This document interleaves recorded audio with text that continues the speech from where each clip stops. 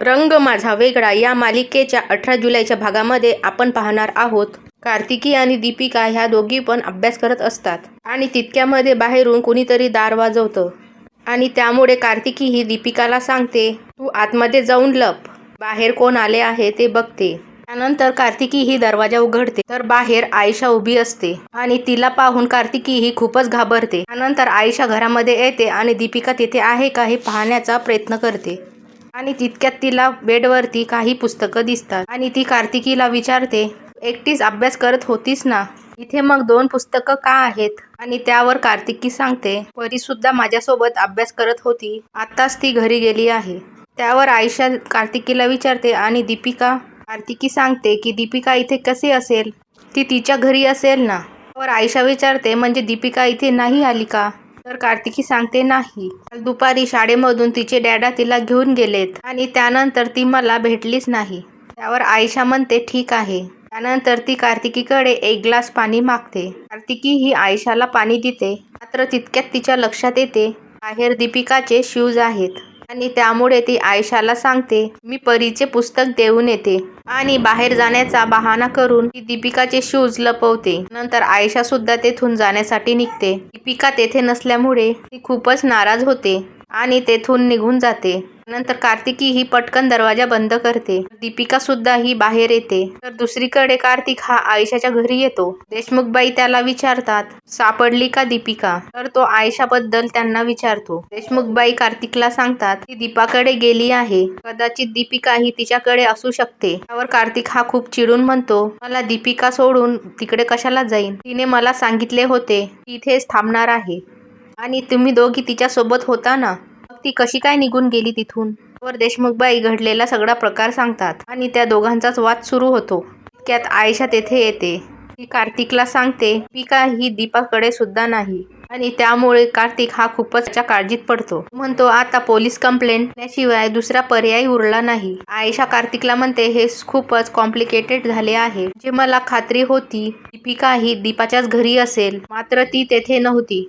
की काय गडबड झाली तेच मला कळत नाही. तर देशमुखबाई म्हणतात, हा सर्व त्या दीपाचा प्लॅन तर नाही ना? त्यावर आयशा म्हणते, नक्कीच तिचा प्लॅन असेल, कारण कार्तिकच्या आणि माझ्यामध्ये येण्यासाठी ती काहीही करेल. कार्तिक हा मोठ्याने म्हणतो, हा तिचा प्लॅन असला तरी मला काहीच फरक पडत नाही. तिच्याकडे दीपिकाच्या जन्माचा दाखला असू दे, तिने आम्हाला नोटीस पाठवू दे, तरीही दीपिका फक्त माझीच मुलगी आहे. मी तिला वाढवले आहे. दीपाने असे कितीही प्लॅन केलेत तरी मला काही फरक पडत नाही. दीपिकाला आमच्यापासून दीपाने लांब घेऊन जाण्याचा कितीही प्रयत्न केला तरीही मी ते होऊ देणार नाही. आणि त्यानंतर तो रागातच तेथून दीपाच्या घरी जायला निघतो. तर दुसरीकडे ललित हा दीपाला भेटून घरी येतो. सौंदर्या ललितला विचारते की दीपा नक्की काय बोलली आहे. ललित सौंदर्याला सांगतो, दुसरं काय बोलणार ती, तिला फक्त दीपिकाचा ताबा हवा आहे.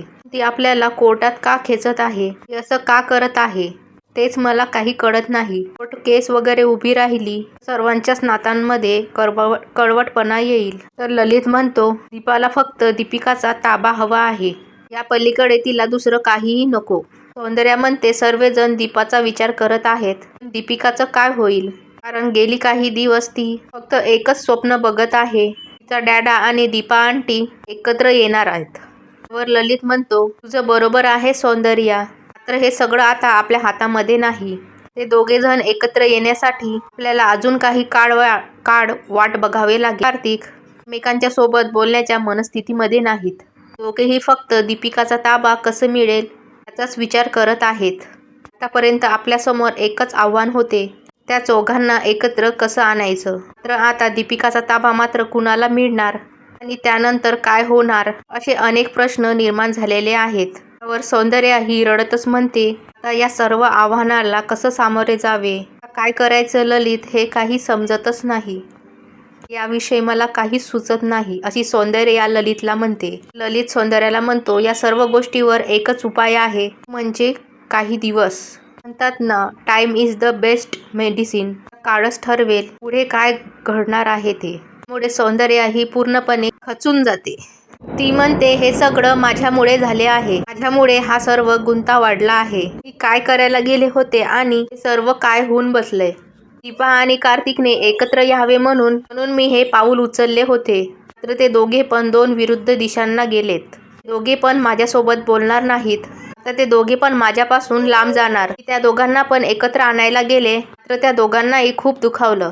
आणि माझी प्रिन्सेस, तिला जर हे सर्व कळलं, ती कशी रिॲक्ट होईल? दीपा आणि कार्तिक माझ्यासोबत बोलणार नाहीत, माझ्यापासून दूर जाणार. खूप मोठी शिक्षा आहे माझ्यासाठी. आणि त्यापेक्षाही मोठी शिक्षा म्हणजे माझी प्रिन्सेस ही माझ्यापासून दूर होणार. आणि त्यानंतर ती घाबरून ललितला विचारते, दीपिका ही माझा तिरस्कार तर नाही करणार ना? त्यावर ललित तिला सांगतो, दीपाला रिक्वेस्ट केली आहे, पण आता तरी दीपिकाला काहीच सांगू नकोस. आता मला असं वाटतं आपण वकिलाचा सल्लाही घ्यायला पाहिजे. म्हणजे कायदेशीर बाबी ह्या जाणून घ्यायला हव्यात. डोके शांत ठेवून पुढे काय करायचे हा विचार करायला हवा. आणि सौंदर्या म्हणते, मी काय मार्ग काढणार? काही बोलण्याचा, काही करण्याचा हक्कच मी गमावला आहे. त्यावर ललित म्हणतो की कदाचित मार्ग चुकला असेल सौंदर्या. हे तू मात्र कधीच वाईट नव्हता. काळाच्या ओघामध्ये काहीतरी नक्कीच चांगलं होईल. दुसरीकडे कार्तिक हा दीपाला भेटायला येतो.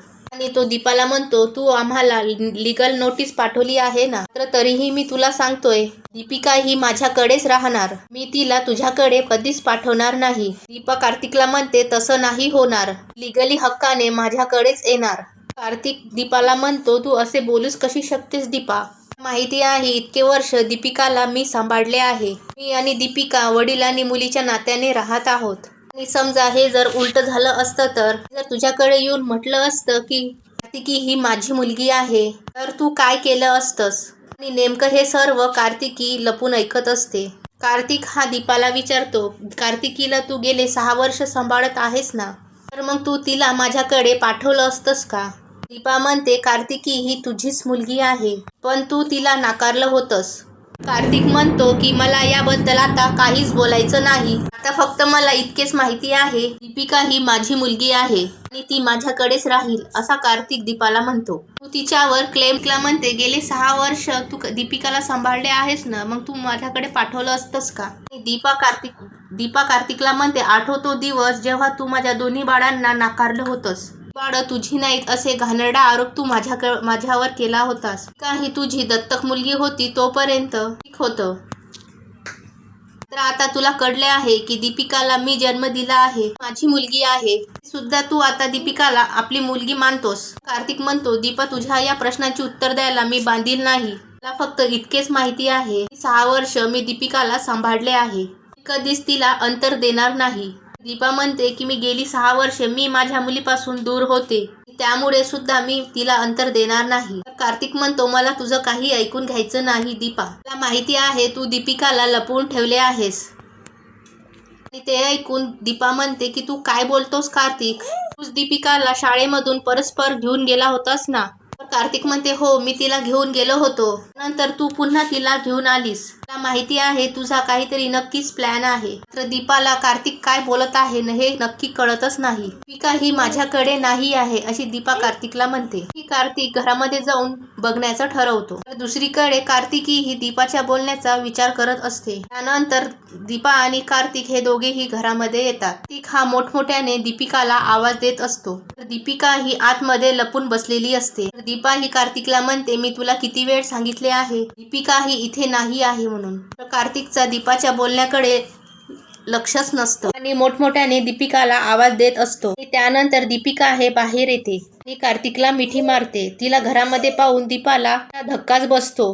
दीपिकाला विचारते, तू इथे कशी आली आहेस? कार्तिक हा दीपाकडे रागाने पाहू लागतो. त्यालाही सांगते, मला खरंच माहिती नव्हतं की दीपिका इथे आहे.